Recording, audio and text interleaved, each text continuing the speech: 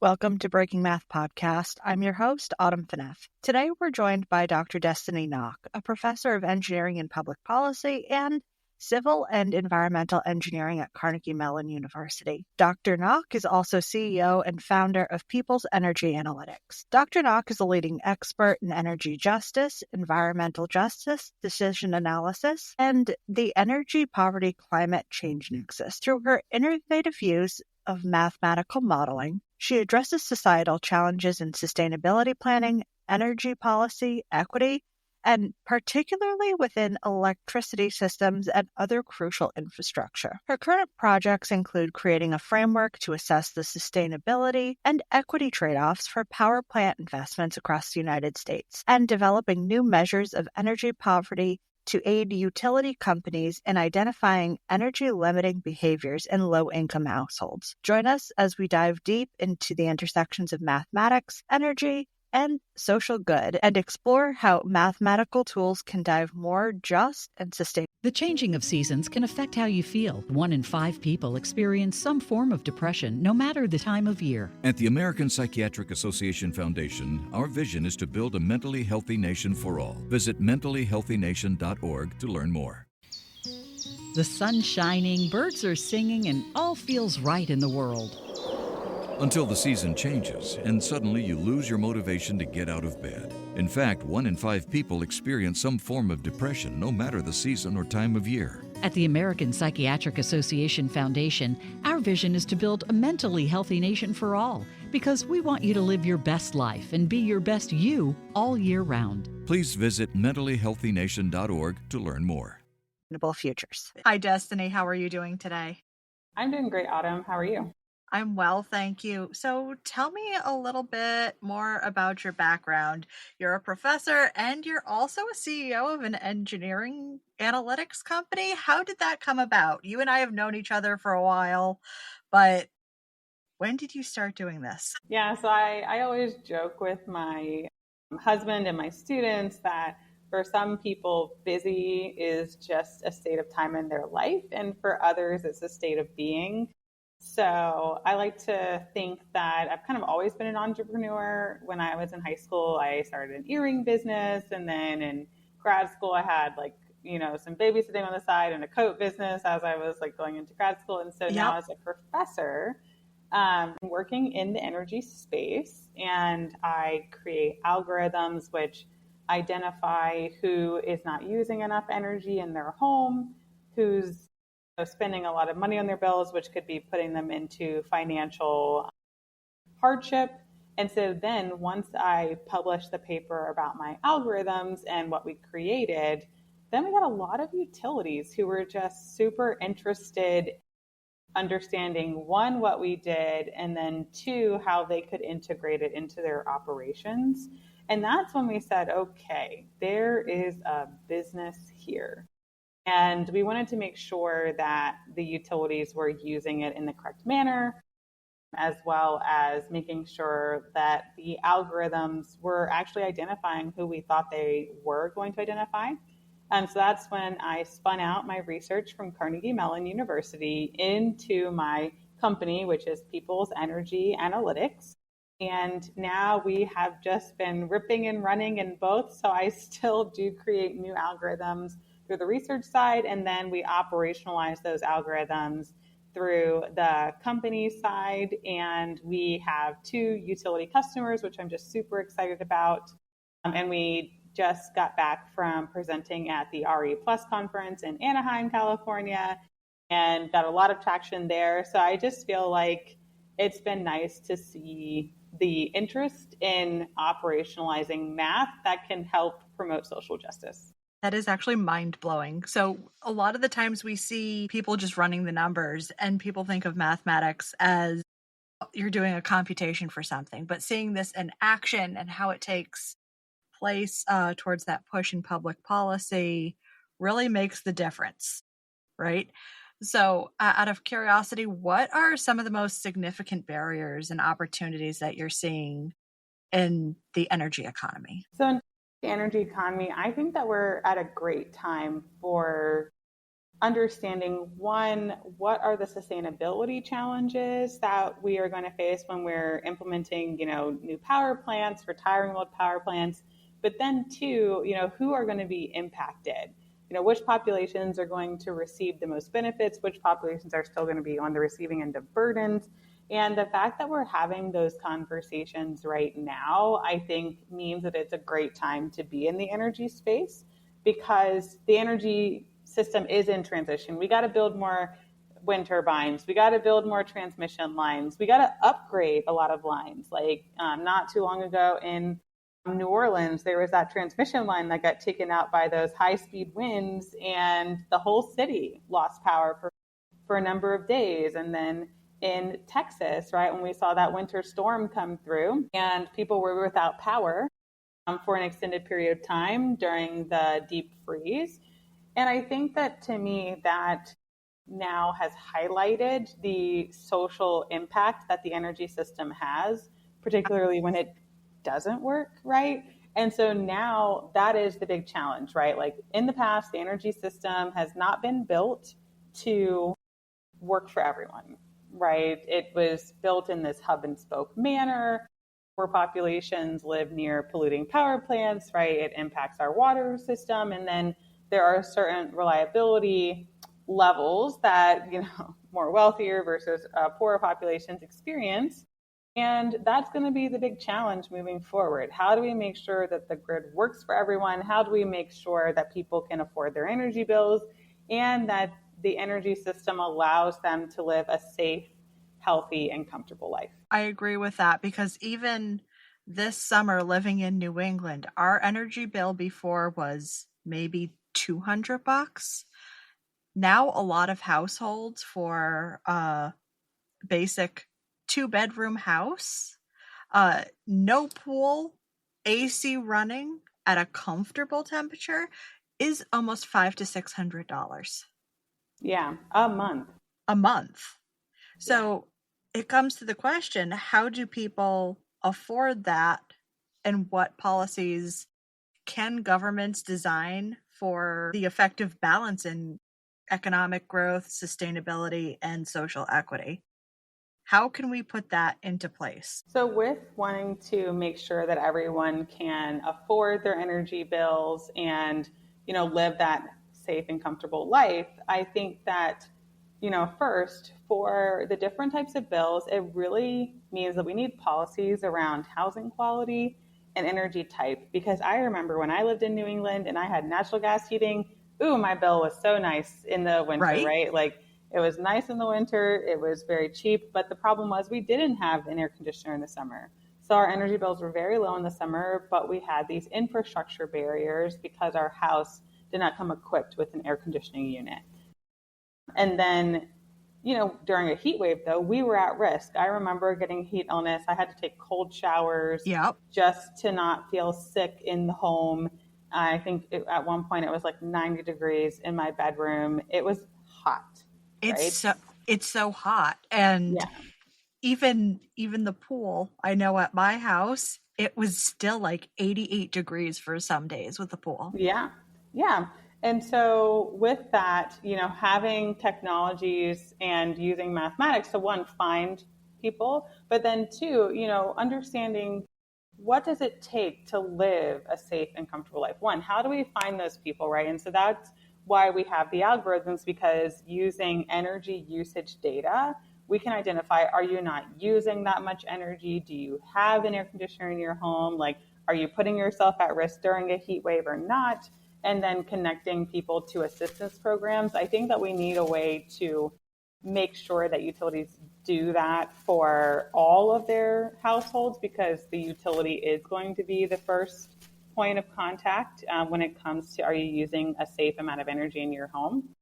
And then two, once we identify the people that need help, I do think that having policies around bill assistance, housing upgrades, making sure that people live in high quality homes is going to be important.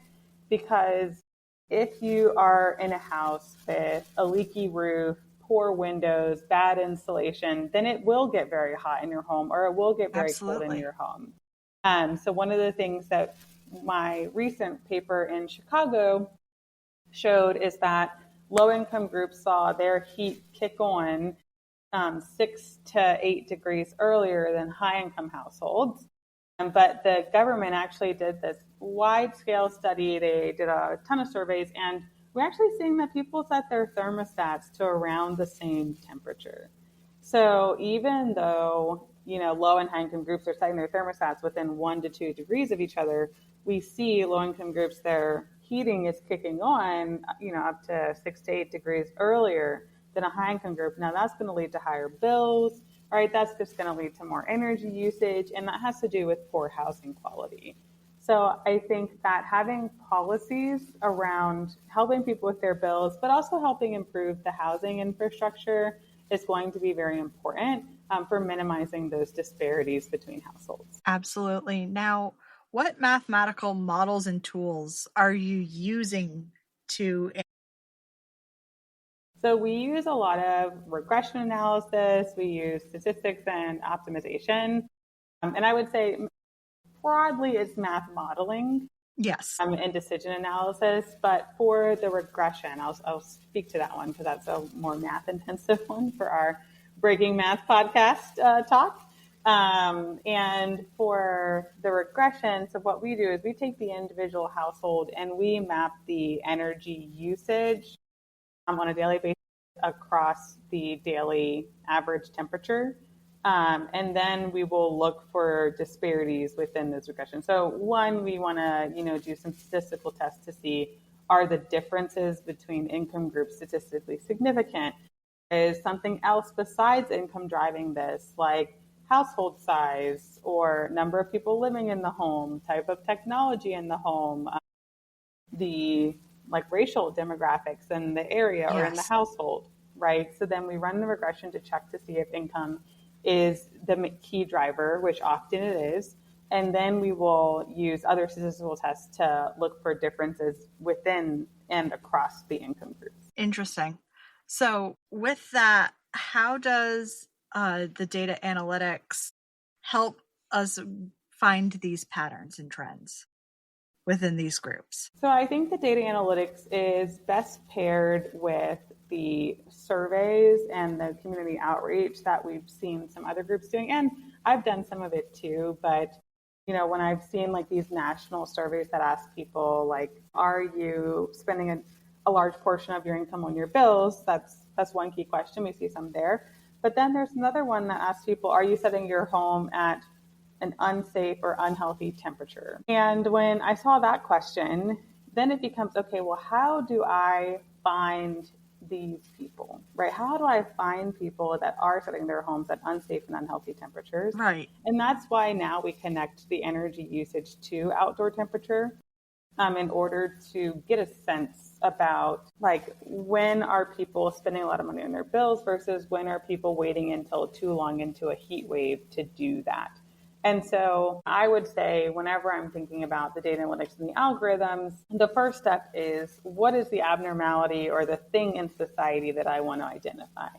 And here that was the unsafe and unhealthy temperatures. Then the next step from that is, okay, well, then what are the key variables that would help me understand, is somebody using or not using energy during an unhealthy temperature? And that's going to relate to weather patterns, right? Outdoor temperature, indoor thermal loads, and then I would expect income to play a factor in that. And then from that, we'll do the regressions and then also see patterns. So right now we are exploring some machine learning model techniques. We're exploring some different regression analysis techniques, but right now primarily we are bucketing them using our regressions and our data analytics. Now, if we're going to optimize this, whether it's applied to energy systems to identify the most efficient and effective cost solutions, where are you looking? Whether it's going to be types of energy to help people with renewable energy integration, whether it's going to be grid management, whether it's going to be energy storage. How do you help identify these solutions for the long run? The energy solutions in the long run, what we will do, we will, one, look at the different interventions that you can have in the home, such as like weatherization, green roofs, a new appliance. You can also upgrade the efficiency of the existing appliance. So we will look into those and then evaluate what do we think that impact will be on the actual bill and the energy usage in the home. So I think that that is one method of looking at optimizing, right? Because you can, when we're thinking about optimizing, we want to look at from the perspective of the decision maker, right? And so in this case, the decision maker that I'm looking at for in the home is going to be the homeowner, the landlord, or the person applying for these programs. And so the question then becomes, okay, well, what is the thing that most people really care about? And it's most likely going to be the energy bill, not the rate that they pay per second or per minute or per hour, but probably the monthly bill, because that's when the money actually comes out of the account. Yes. And then from that, we will look at, okay, well, what are things that will affect that monthly bill, and what are some different decision points that they will most likely look at. And so that's how we look at like the technology types, where green roofs or shading additions. We look at like how much might that impact the amount of thermal load that will be in the home, and how much money they'll need to spend on their bills. And then how's that compared to like a rebate or a tax rebate or the money that they get from LAHEAP. LAHEAP is the Low Income Housing Energy Assistance Program. Now, with that, are you seeing disproportionate environmental burdens for certain communities? So we did do a national analysis where we looked at combining an optimization model with an air chemical transport model and then a people impact assessment model. So 3 different highly intensive models. So the first model, the optimization, was looking across the US, where do we want to build power plants, and where might transmission come into play, and what's the final power plant mix going to look like?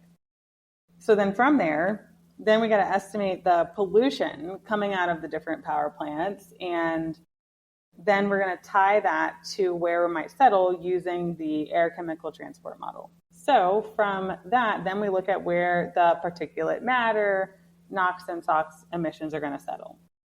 Then from there, then we map that across different demographic groups: low income, high poverty, minority, and one other risk metric. And then from there, we'll see, okay, who is the most at risk? And we did find that the Black population did have a higher air pollution burden from local air pollutants than the non-minority populations. And so that then allows us to look across different decarbonization pathways to say, okay, given that there are different opportunities for decarbonizing, like there's the 100% renewables by 2035 plan, the 100% renewables by 2050 plan. We could go low carbon. We could go following the Paris Climate Agreement. There's a lot of different plans. And so from that, we were able to say, okay, there are these decarbonization plans that can get us to net zero at different speeds, but which one is going to also help us reach social equity the fastest? Now, how can energy policies actually address these inequalities? So for how policies can address these inequalities, I do think that we need policies that not only look at improving the environmental sustainability of the power system, but also the social sustainability. So a lot of times I do hear politicians talking about, which power system is going to help us reduce our carbon emissions the fastest. But it would be great if we can have policies that say which power plant mix is going to reduce the maximum amount of emissions in the most overburdened communities, right? So now we are combining environmental sustainability with social sustainability by saying we're not just going to, on average, where should we go, but let's go to the worst off community, make the energy system in that place better first. Okay, we fixed that one. Now let's go to the next community and let's make that one better. And so if you're always working towards whatever community is the worst off one, it will eventually mean that everybody's quality of life has been raised. The changing of seasons can affect how you feel. 1 in 5 people experience some form of depression, no matter the time of year. At the American Psychiatric Association Foundation, our vision is to build a mentally healthy nation for all. Visit mentallyhealthynation.org to learn more. The sun's shining, birds are singing, and all feels right in the world. Until the season changes, and suddenly you lose your motivation to get out of bed. In fact, 1 in 5 people experience some form of depression, no matter the season or time of year. At the American Psychiatric Association Foundation, our vision is to build a mentally healthy nation for all, because we want you to live your best life and be your best you all year round. Please visit mentallyhealthynation.org to learn more. Above a bar. Interesting to see that, because I know that there's a lot of challenges with these government programs being implemented in certain areas, whether it's assisting low-income households, because for some people it's just transfer of information, right? And it's how do we know what's available to us if we're a low-income household, and how can a lot of these systems have that transfer of information and these programs be improved? I think that the transfer of information needs to be more targeted. It's a challenge because, they might be using YouTube videos or social media or even billboards, for example. And that requires you to interact with some of those sources at the right moment in time. Yes. To see that message. And then that message has to come to you at a time when you would actually do something about it, right? And I think that it can be a challenge with those blanket marketing campaigns because we're all so busy. We get this flood of information every day, and it might not stay in our brains that that's something that applies to us down the road. So what my company does is we do try to tackle that problem by doing more targeted marketing based on what specific program would improve a person's situation from an energy standpoint. And that's what we've been working towards, because having a targeted marketing, like if I got something that said, hey, look at this program, it may or may not apply to you, I might look at it, I might not. But if I get something else that says, hey, you're pre-qualified for this program, now I'm more likely to look into it because it's a lower barrier of entry than something where it's just like, hey, consider this, it might look good. Right. Now, that really comes with education and public outreach programs, right? So how do we promote that energy literacy and empower the individuals to make informed decisions, whether it's with energy use and consumption, or if it's even to have something like improving the windows in your house? I think that breaking it down into language that people care about is so important. I mean, even as math professionals, right? It's one thing to say, if the slope of the temperature line falls below 0.1 kilowatt hours per degree Fahrenheit, then a person probably doesn't have an air conditioning unit. Right. It's another thing to just very simply say, hey, if you're not using that much energy as you move into a heat wave, I know that you probably don't have an air conditioner. I said the same thing, but the second one had a lot less jargon in it. And yes, I took out the math, the slope, right, the math terms out of it, but it does mean the same thing. And I think that energy literacy, it's on the professionals as much as it is on the homeowners and the renters, right, and the people who would be on the receiving end of these benefits, to just make the communication easier, right? We got to get better at meeting people where they are. And so, I've even seen things that say, hey, are you in arrears? Sign up for this program. Well, arrears just means, are you behind on your bills? Do you have unpaid energy bills, right? That's the easiest way to say it for the random person on the street, right? Because some people wouldn't understand what arrear is. Yeah. Some people don't know what arrears are, right? Especially people who've never been in them before. Correct. Right? And so then it becomes this challenge to make sure that we're always talking in a way that people can easily understand and then meeting them where they are. Now, when you're meeting people where they're at with energy, with all of these variables that take into effect, whether it for energy equity, what are some of the health implications of energy production, consumption, whether it's pollution? How can these risks be mitigated? So if you live near a polluting plant, you're more likely to have asthma, respiratory illnesses. That mainly comes from the particulate matter that's being emitted from the plant. So particulate matter are these little particles, right? They float through the air. Eventually they come down, they sink in, and then we could breathe them in. They get into our lungs. It makes it harder to breathe.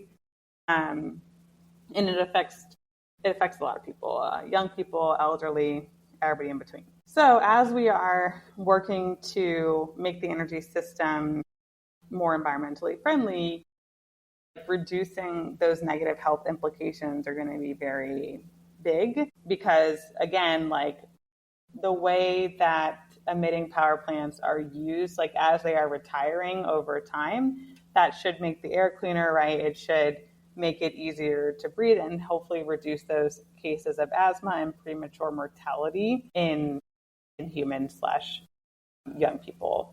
And then on the other side, so that's more like the supply side. But if we're looking at the residential level, then, there is this other challenge of like, if you feel like you're not able to use enough energy, even just in your home, right? So if you're not able to keep your home warm, if you're not able to keep your house cool in the summer, in the winter side, if you're not able to keep your house warm enough, then you could see your pipes freezing, lose access to your water supply, right? That then Absolutely. has a host of hygienic issues as well as psychological stress, and not to mention like hypothermia in the winter. And then in the summer, we see like lack of air conditioning use, especially with the heat waves being tied to heat illness and heat stroke. You can become dehydrated, you might faint, get a concussion, right? Like these are things that are going to be more prevalent in the summer. Now, how can, whether it's countries or even local government, help address the global energy challenges and promote sustainable developments? So that comes not only with just the health implications, but we're looking at like a larger impact scale. So with that impact, I do think having targets and commitments that we actually stick to is going to be so important. Will it happen? I know, that's the question. Will it happen? Especially because these commitments are voluntary. Right. I think that the biggest challenge with the energy system is a lot of times we talk about it as if it's one giant system, but it's not. It's 6 systems, at least in the US. You have ISO New England, California, ISO, you have ERCOT in Texas, you have the Midwest ISO, you have the Southeast Power Pool, and you just have a host of then municipalities as well. And it's not just one largely integrated system. It's a bunch of systems that have a small amount of interconnections between each other. So from an international perspective, you're going to want to have like commitments from each other and stick to those commitments. From a national perspective, I do think having policies that incentivize like tax credits for renewables that actually last for more than 3 years, because it takes more than 3 years to build renewable power plants, right? And you need industry to come in. Like we're now seeing that the IRA and the We're now seeing that the IRA, the Inflation Reduction Act, and the infrastructure bill, like they put in some things in place to incentivize manufacturing to come into the U.S. And I think that those things are going to be severely needed as we move forward with energy transition, because you got to get the capabilities to produce more renewables like in the U.S. Like that will also make it more feasible. Now you talk about producing more renewable energy. With our current infrastructure, how does that really shift the cost of energy for resources? So with our legacy infrastructure, I mean, there are some power plants where they have power purchase agreements with certain utilities, and that will influence the amount that the utilities have already committed to pay to these power plants over time. And there is going to be a cost of breaking that power purchase agreement. But I do think that a lot of the companies, but I do think a lot of the power plants have already surpassed some of their power purchase agreements, like with nuclear, for example. A lot of them in the US are over 40 years old. Usually power purchase agreements were 20 to 40 years. So nuclear is a very high energy dense base load that can make it cheaper. So now we have like wind and solar, which they are very cheap because they have zero fuel cost, but there is still a capital cost to build them. And so then the question becomes like, how much energy are they able to supply? And once they're able to replace these baseload technologies, I do think that the cost can stay low. It's just going to be in that in-between time when you need some more of your high-cost natural gas plants to supplement some of the wind and solar if we retire nuclear too fast, that we might see some rises in prices. But I think as wind and solar come online more and they're able to replace some of those baseloads, we might see the cost fall again. Will we see it in our lifetime? I hope so. Maybe 20 years? I don't want to pay for high bills. Neither do I. Yeah, now, I don't want to pay super high energy bills. Right. But we also have to think of the ethical considerations of this being taken into account. So whether it's developing and implementing energy policies, what impacts are we going to have on future generations when the changing of seasons can affect how you feel? 1 in 5 people experience some form of depression, no matter the time of year. At the American Psychiatric Association Foundation, our vision is to build a mentally healthy nation for all. Visit mentallyhealthynation.org to learn more. The sun's shining, birds are singing, and all feels right in the world. Until the season changes, and suddenly you lose your motivation to get out of bed. In fact, 1 in 5 people experience some form of depression, no matter the season or time of year. At the American Psychiatric Association Foundation, our vision is to build a mentally healthy nation for all, because we want you to live your best life and be your best you all year round. Please visit mentallyhealthynation.org to learn more. You're developing these models and policies? For future generations, I would say that the impact is that the energy system will get cleaner over time. Like, we're already seeing that it is getting cleaner, particularly, I mean, the energy system started off as primarily dominated by fossil fuels. We had a lot more coal. Now we're seeing a ton more natural gas. Renewables are falling in cost, which I think we will see more of them come online. And then, of course, hydro plays a big role. So I think that I am hopeful with the technologies coming on that we will continue to see the fall of carbon emissions and the fall of local air pollutants. Now, which future generation is going to have the 100% renewable energy power system? That is yet to be seen. I mean, I know that there's a ton of studies out there that say it is possible by 2050. And I like the optimists. So I would love to see if that can come to fruition. But the realist in me says I think it might take until like 2075, 2080, just at the speed of the transition to see like 80% renewable energy in the grid.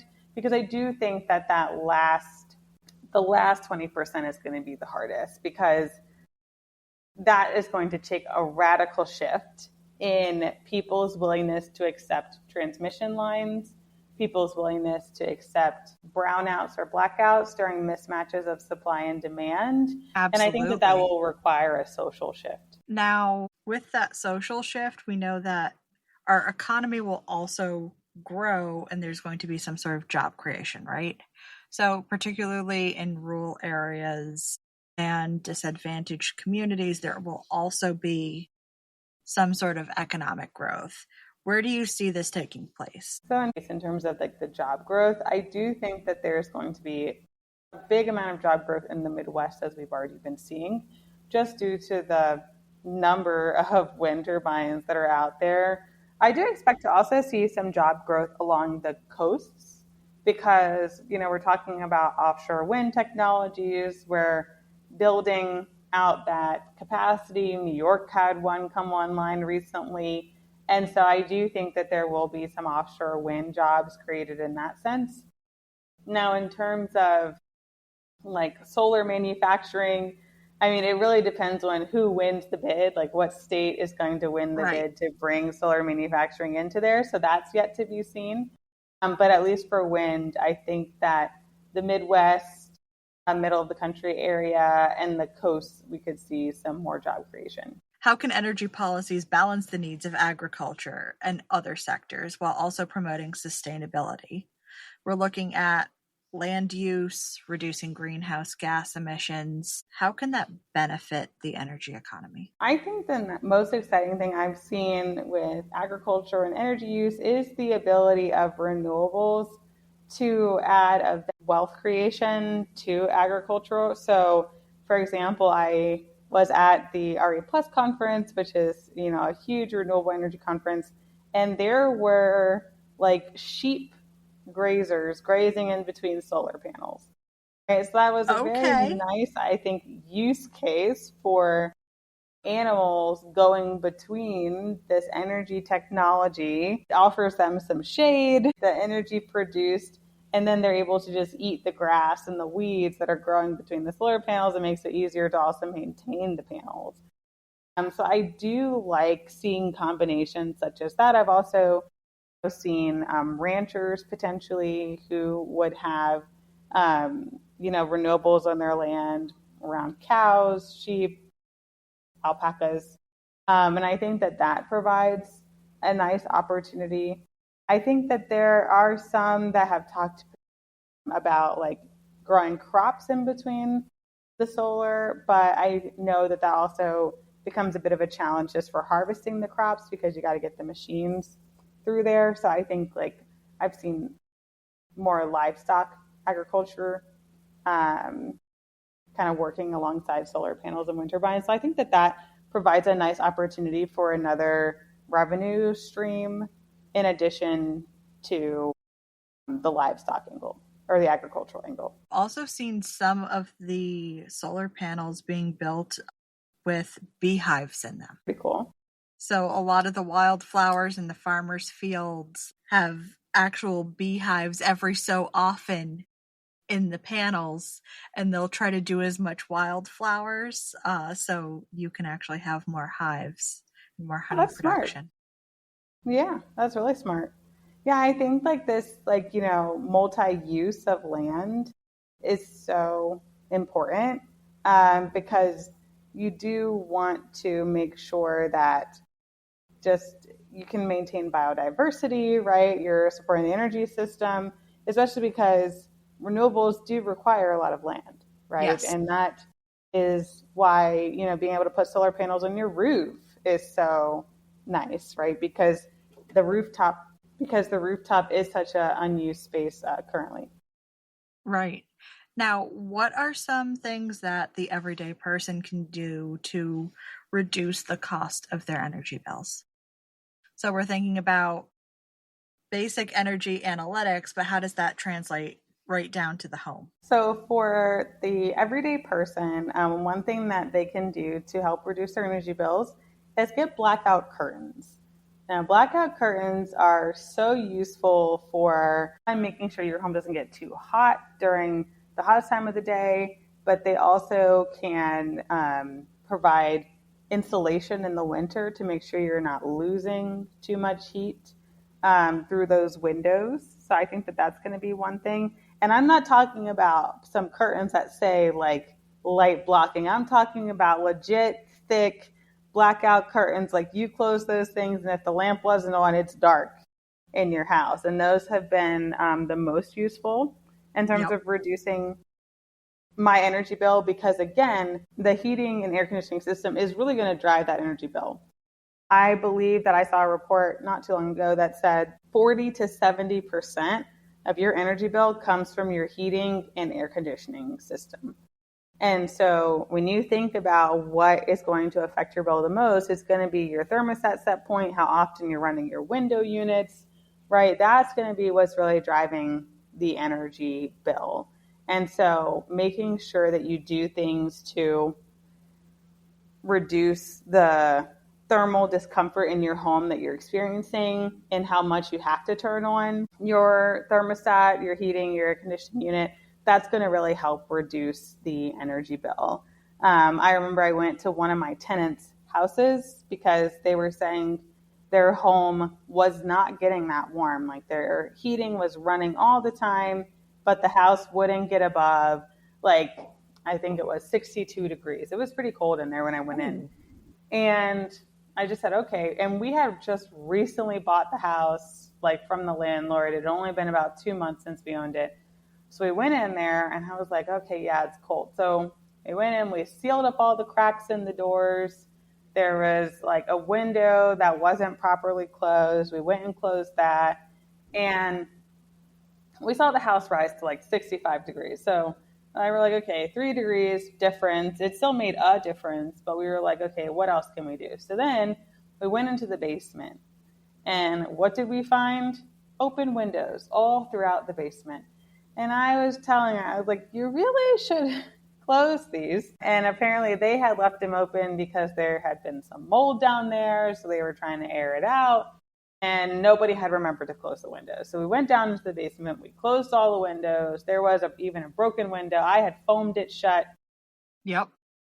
And then we go back upstairs, and now it is 68 degrees. So now that increased it by 5 degrees just in such a short period of time. Which is but again, huge.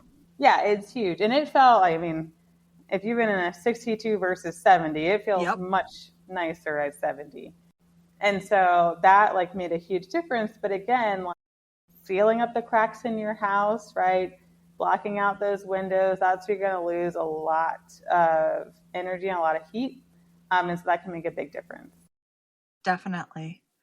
Out of curiosity, is there anything that you would like to add or think that people should know as a big takeaway? So in terms of what people should know as a big takeaway, I think that whenever we are wanting to see what's the impact of a system on a community or people, getting as close as possible to the household level is very important. Now, there are data challenges that are going to be related to that because household data is often proprietary or private data. But the closer you can get to the people that you want to impact is going to be super important. And I think that that's how we can use math to really advocate for social justice. So first it's going to be about finding the disparities, but then the next thing is going to be about, well, what does it actually take to live a high quality life? And what is that bar that we're hoping people can achieve? And then it'll be about making another model to say, okay, how close or far are people from that bar? Great. Thank you so much for coming on the podcast. Yeah, and thank you so much for having me. It's been awesome. The changing of seasons can affect how you feel. 1 in 5 people experience some form of depression, no matter the time of year. At the American Psychiatric Association Foundation, our vision is to build a mentally healthy nation for all. Visit mentallyhealthynation.org to learn more.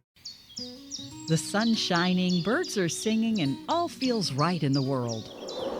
Until the season changes and suddenly you lose your motivation to get out of bed. In fact, 1 in 5 people experience some form of depression, no matter the season or time of year. At the American Psychiatric Association Foundation, our vision is to build a mentally healthy nation for all, because we want you to live your best life and be your best you all year round. Please visit mentallyhealthynation.org to learn more.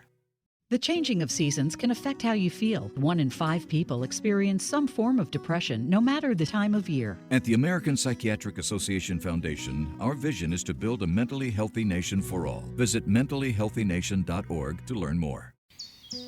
The sun's shining, birds are singing, and all feels right in the world. Until the season changes and suddenly you lose your motivation to get out of bed. In fact, 1 in 5 people experience some form of depression, no matter the season or time of year. At the American Psychiatric Association Foundation, our vision is to build a mentally healthy nation for all, because we want you to live your best life and be your best you all year round. Please visit mentallyhealthynation.org to learn more. The changing of seasons can affect how you feel. 1 in 5 people experience some form of depression, no matter the time of year. At the American Psychiatric Association Foundation, our vision is to build a mentally healthy nation for all. Visit mentallyhealthynation.org to learn more.